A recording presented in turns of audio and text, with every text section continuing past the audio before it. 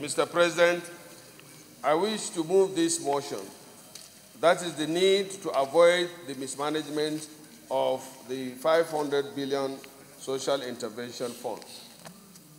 This Senate observes that one of the cardinal thrusts of the current APC government has been the use of social safety nets through intervention schemes to foster inclusive growth and opportunity for our people.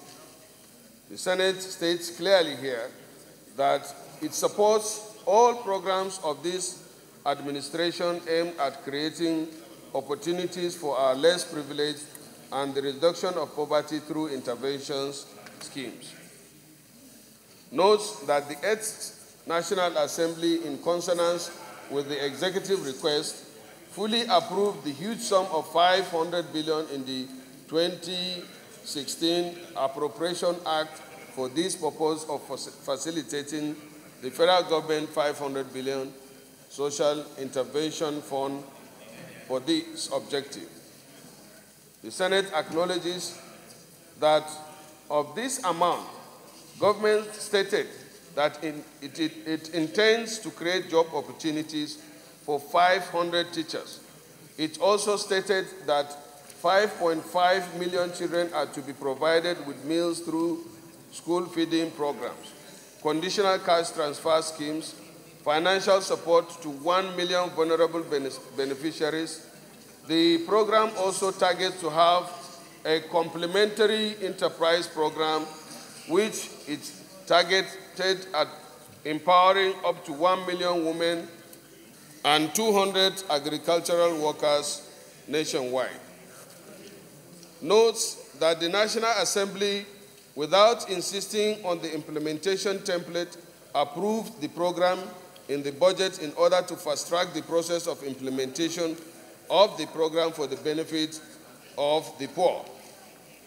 Observes that the current economic situation and the need to have a social intervention scheme that can lift our people out of poverty was the overriding concern of the National Assembly when it did not insist on having a proper framework for the implementation of the fund made available before it approved the program. Concerned that the implementation of such huge program is now being carried out in the same manner as other failed social intervention funds like SureP, that is the Subsidy Reinvestment Empowerment Program, and You Win, without proper framework, which led to their failure. Also noted is that other important MDAs and agencies like Federal Ministry of Education, UBEC, state government, local government, especially Education Department, Poverty Alleviation, are not involved in the implementation of the program. Also observes that in the light of the recent petitions and complaints from our constituencies, this money will not be well spent, nor will it achieve any major benefit to the economy despite the good intentions of the government because of the way it is being structured and handled. Reiterates that the one-size-fits-all of online registration of beneficiaries have the tendency to exclude, marginalize the very segment of population it should target, which are the poor and their children. Further observes that there is nothing on ground to do a proper oversight on the project, as it is yet unclear how each state, local government, to the world level of our country is going to benefit from this program. Also notes that the new concept of N-Power, it's N-Power, not Empower, please. N-Power requiring teachers, market women, and graduates to register online is faulty and discriminates against rural women and men who are technologically disabled. This situation is especially so with so many states all over the country.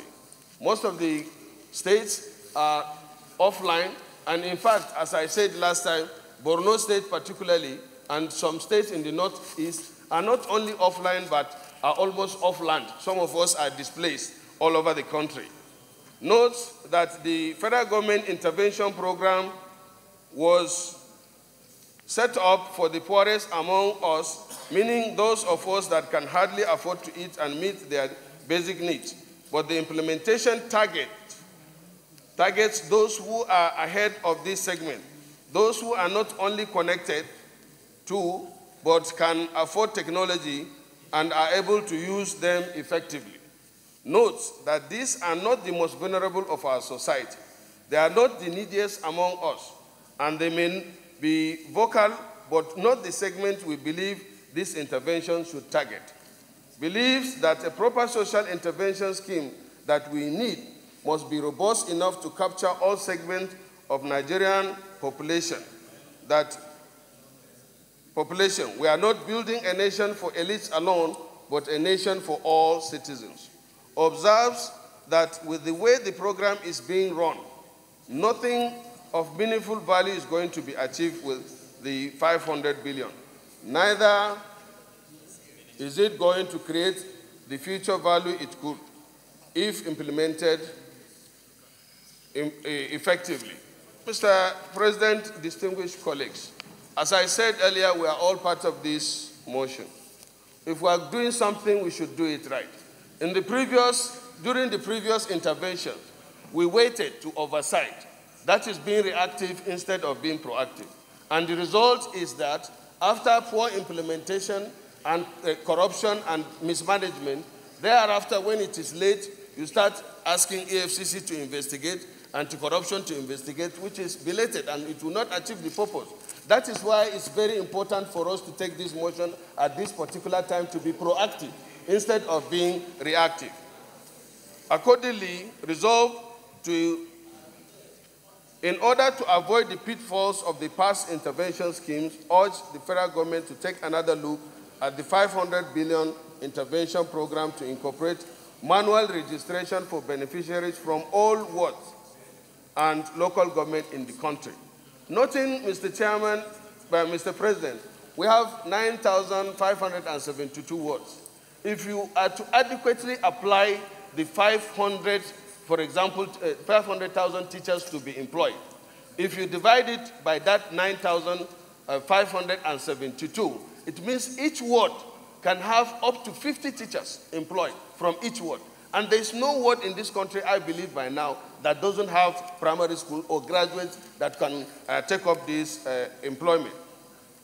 Two, that the federal government present a clear framework that does not marginalize any segment of our society, no matter where they may be in the country, and presents them to the National Assembly for passage into law. Three, ensure that the implementation of the intervention program going forward is framed to be robust enough to reach the poorest in our community for whom the program was first conceived. And four, that a clear channel of accountability for the implementation of the program must be created and must be audited on continuous basis, and its report presented to the National Assembly through the appropriate committee. Mr. President, having said all this, and many co-sponsors of the bill, I believe, want to contribute, I so want to move this motion.